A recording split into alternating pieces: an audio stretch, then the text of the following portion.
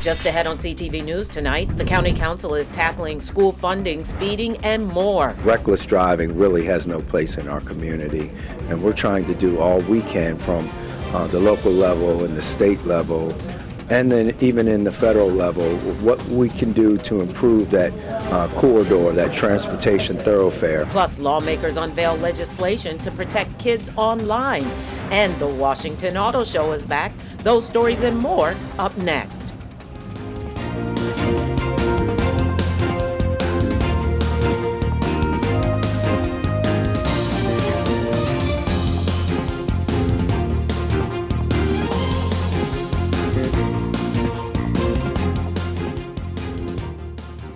Good evening. This is CTV News for January 23rd. I'm Patricia Vallone. And I'm Byron Scott. From Annapolis to Largo, the General Assembly and County Council are attacking big issues. Prince George's County Council is throwing its support behind legislation in Annapolis. The measure would increase civil penalties for speeding violations on a dangerous county road, Maryland Route 210, also known as Indian Head Highway. Officials say nearly 100 people have been killed on that roadway over the past 16 years. Cameras have clocked motorists traveling at speeds as high as 170 miles per hour. County Council members say the current fine of $40 is not enough of a deterrent. The legislation would impose penalties based on speed, with fines going as high as $530. Council member Sidney Harrison says he'd like to make the legislation even stronger.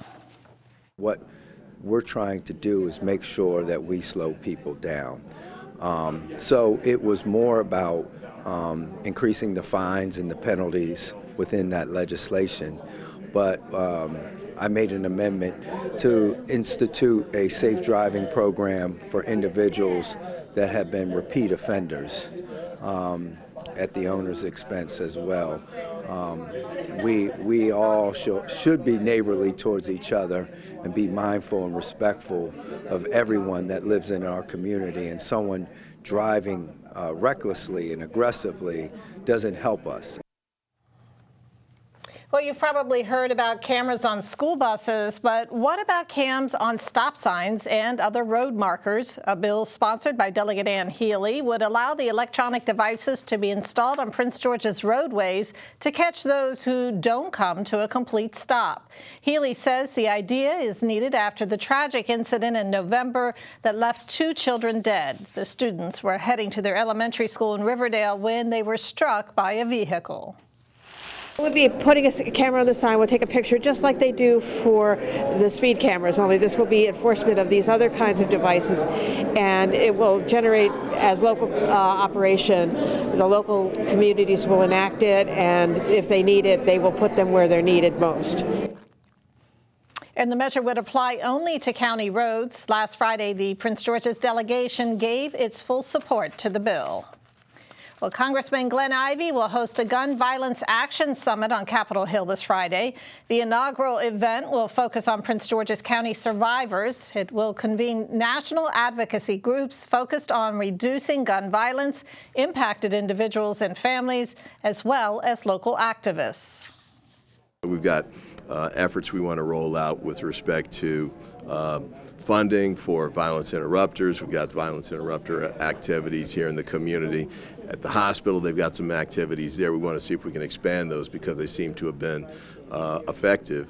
And we want to try and do other intervention and prevention programs that we can to try and get in front of this. So enforcement's important and critical, but also what we'd like to do instead is to make sure that we get ahead of it, and instead of having the violence occur, see if we can disrupt that at the front end. And if we've got kids who are involved in activities that might lead to violence, we want to see if we can intervene and pull them out of that too.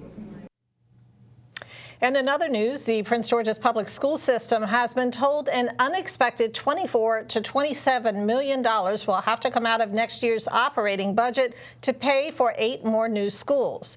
Construction fees usually come out of the school system's capital budget, but the County Office of Management and Budget told PGCTV it would have to use funds typically reserved for teachers, classrooms, and programs. The chief financial officer says the school system is looking for other ways to save money, but it is also dealing with a reduction in COVID relief and student funding. Some county council members disagreed with the system's concerns, while others emphasized the importance of student programs. Math says the school system is getting $90 million more this year. If the additional cost to the school system is $25 million, more or less, how is that hurting school programming? Our students need academic programming now more than ever. Post-pandemic, we've seen our literacy rates decline and our numeracy rates take a hit as well. And that's the bread and butter of it all. If our students are not getting the proper academic support, building buildings is not going to make a difference. In other news, a man serving 30 years in prison for killing 2 Prince George's County deputies has been released early. James Logan was released 7.5 years before the end of his sentence because he earned credits for good behavior while behind bars. Logan was convicted of fatally shooting Sergeant James Arnott and Deputy Elizabeth Magruder back in 2002. The pair were serving Logan an emergency psychiatric petition when they were shot. And one of 2 Navy SEALs declared dead while conducting a special operations mission near Somalia earlier this month is from Prince George's County. Special Operator First Class Christopher Chambers of Chevrolet died while trying to save another SEAL, Nathan Ingram. Both men were members of SEAL Team 3 and were climbing aboard a ship that was carrying Iranian-made weapons to Houthi rebels in Yemen. Navy officials say Ingram fell into the waters of the Arabian Sea and he tried to board the unflagged ship, and that Chambers went in after him. Governor Westmore released a statement about Chambers saying, in part, Maryland and the nation have lost a hero. Special Operator First Class Christopher J. Chambers wasn't just a distinguished Navy SEAL. He was a true patriot in every beautiful sense of the word. Chambers attended Bishop McNamara High School and the University of Maryland in College Park. And you are watching CTV News. I'm Patricia Vallone. And I'm Byron Scott. Coming up, the auto show EVs bring a jolt of excitement to this year's car show. In full effect, and this is one of the main attractions. We're at the Tesla Cybertruck. It's all electric and it's all the rage. We'll have more coming up. Diversity is in our nature. It is in nature too. Biodiversity. It connects us and sustains us. But nature's biodiversity is at risk more than ever before. And the future of all life is in our hands. So what will you do? Love it or lose it? Welcome back. Well, a bill that would help protect kids online is reintroduced in the Maryland legislature called Maryland Kids Code. The measure would require tech companies to implement privacy and safety protections for children and teens online. The legislation follows a lawsuit about social media's impact on the health and well-being of children. It was filed by more than 40 state attorneys general, including Maryland's, for intentionally designing addictive and harmful products. It's really about protecting young people online, creating a safe space, and it does it in sort of two key ways. One, it creates sort of bright red lines. Companies can't track the data of young people. They can't sell their data. They can't geolocate. They can't allow anonymous adults to contact minors. But then more importantly, it requires companies to do essentially an analysis of their products, thinking about what potential harm they could do to young people. There's a lot of data mining going on. We wanted to make sure that the industry itself participates in helping us protect our children, making sure that they're not accessing websites that they shouldn't, make sure that their data is not being, taken, because a lot of times what they're doing is they're aggregating the data and utilizing it to target children. And the legislation is endorsed by the Maryland State Education Association and other organizations. And now that the Landover Mall site is no longer in contention for the new FBI headquarters, the owners have a new idea for the land. Bright Seed Associates has filed the paperwork for a preliminary subdivision. The request for the 87-acre site calls for more than 4 million square feet of industrial property that would be called Bright Seed Tech Park. The County Development Activity Monitoring System has not released any additional information about the application request. Robbery suspects in Virginia lead to the seizure of 13 firearms and drugs from a Prince George's home. 33-year-old Michael Bond and 26-year-old Ann Soo-Hun Lee were arrested in connection with an armed robbery late December in Virginia. That investigation led PGPD to carry out a search warrant at a house in the county where they found 13 guns and 4 pounds of suspected methamphetamines on the property. 3 of the guns were reportedly stolen, and the 2 suspects have now been charged with robbery and a host of other charges. And controversies brewing in Montgomery County as the school superintendent says members of the school board have asked her to, quote, step away. Manifa McKnight says the board did not give a justification for its request, nor did it communicate any concerns about her performance. She says the board's actions appear to be based on something other than her performance and that she would fight any attempt to oust her. The school district was scrutinized after sexual harassment allegations surfaced against the middle school principal, who was later promoted to lead a high school in the county. McKnight was named permanent superintendent back in 2022. And car lovers are flocking to the annual DC Auto Show. There's a lot to see and do at this year's event. And our very own Taylor Thomas is there checking out the hottest vehicles and the latest styles in SUV, cars, and luxury brands. The Washington Auto Show is back, and this year the big stars were EV and hybrid vehicles.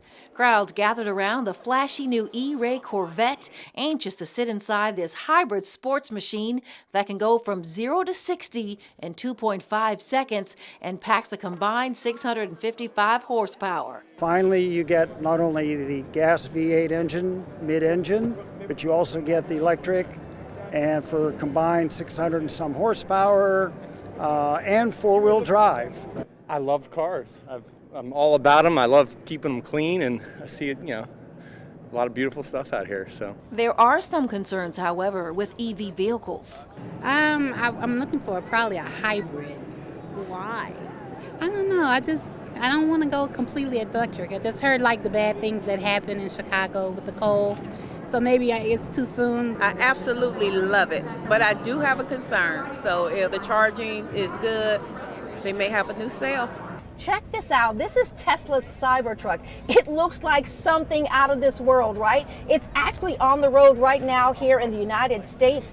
It is a 5-seater, major 33-inch tires, and it's meant to be and designed to be the world's toughest truck.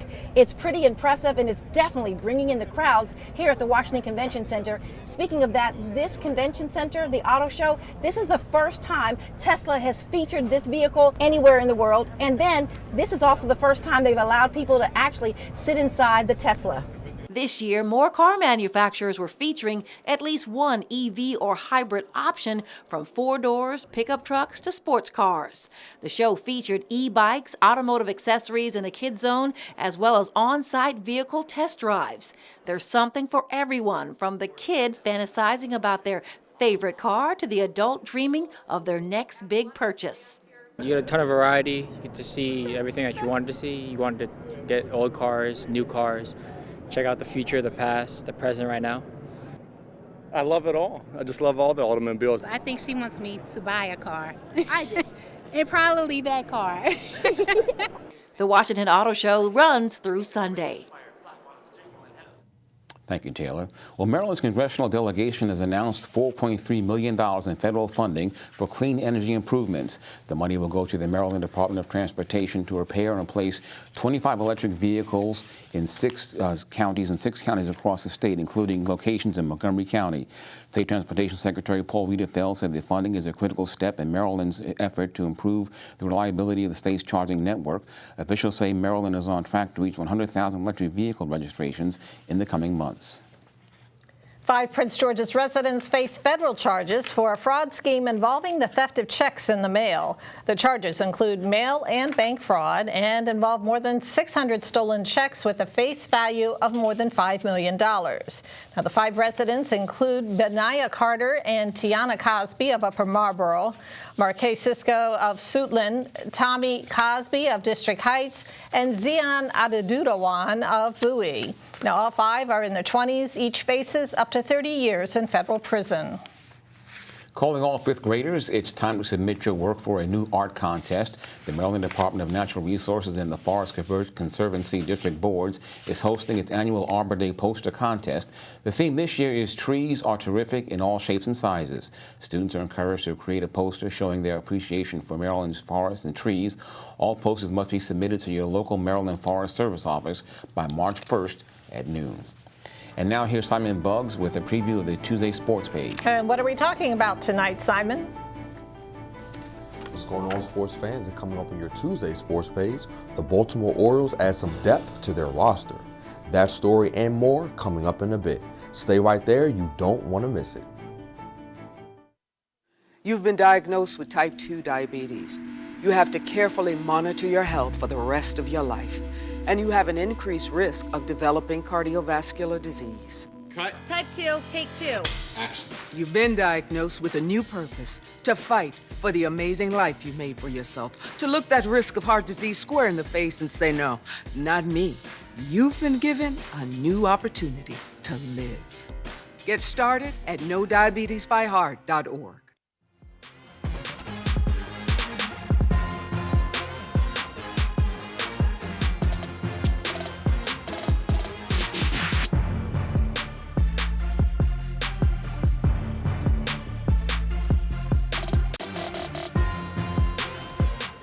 Okay, everybody, we begin your Tuesday sports page with some MLB news. The Baltimore Orioles bring back a familiar face as they re-signed infielder Tyler Nevin in a trade with the Detroit Tigers. Nevin spent the 2021 and 2022 seasons with the Birds before being traded to Detroit. The 38th pick in the 2015 draft, Nevin had 95 plate appearances with Detroit last season and posted a .200 batting average, .306 on base percentage, and a .316 slug percentage. Moving on to the NHL, the Capitals retain a key piece for the future as they re-signed forward Alexei Protas to a 5-year, $17 million deal. The former third-round pick has been playing well for the Caps this season, ranking third on the team in assists and primary assists with 8 and 6th in points. In 134 games with the Caps, Protas has recorded 10 goals and 32 assists. Now to the world of college sports, the Maryland football team will be hosting walk-on tryouts on February 13th. In order to try out, you must be a full-time student at UMD. Tryouts will be held at 5 p.m. at the Jones Hill House indoor practice field. And for more information, visit the website on your screen. Switching gears to some high school sports news, there will be tons of girls basketball action being played tonight as Parkdale will try to avoid 2 straight losses against Laurel. Flowers will be on the road against Bladensburg, and Potomac will match up against Crossland. All games begin at 7:15. The Wise High School boys basketball team will also be in action tonight, and they will try and get 6 straight wins against High Point at 7:15 as well. And that is your Tuesday sports page. Simon Buggs, CTV Sports. All right, thanks, Simon. And now we're going to get a quick check on our 3-day weather forecast. It'll be chilly tonight, a slight chance of rain with a low of 33. We're warming up for the rest of the week, but the inclement weather is here to stay. Tomorrow's high is 48 with a 50% chance of rain. Rain again throughout the day on Thursday, but warm with a high of 60. And the rain continues on Friday, but temps are expected to hit 65. And that's our news for tonight. I'm Byron Scott. And I'm Patricia Vallone. Join us again tomorrow for more local news. Have a great evening. Good night.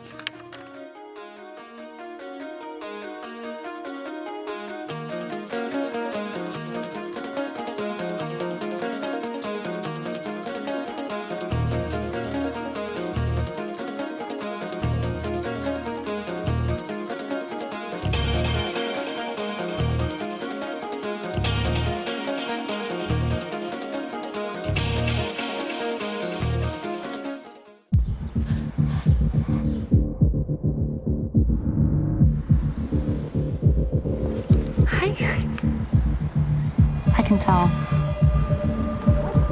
Hey. Hey, Mom. I can tell. What's up, Uncle Dad? I can tell. You've been driving high, haven't you? I can tell. And if you didn't know, driving high is a DUI. Hey Maryland, it's Governor Wes Moore, and I want to share with you an important message about your health coverage. Now that the federal public health emergency for COVID-19 is ending, Marylanders on Medicaid will have to renew their benefits over the next 12 months. So it's time for your Medicaid check-in. It is very important that you check in and update your contact information as soon as possible so you can receive the help that you deserve every step of the way. And when it's time to renew, it's vital that you respond quickly to the mailings from Medicaid so there won't be any gaps in healthcare coverage. Even if you are no longer eligible for Medicaid, I encourage you to visit Maryland Health Connection to see what other options are available to you right now. And if you have friends or family on Medicaid, please share this important message with them. And let's leave no one behind, Maryland.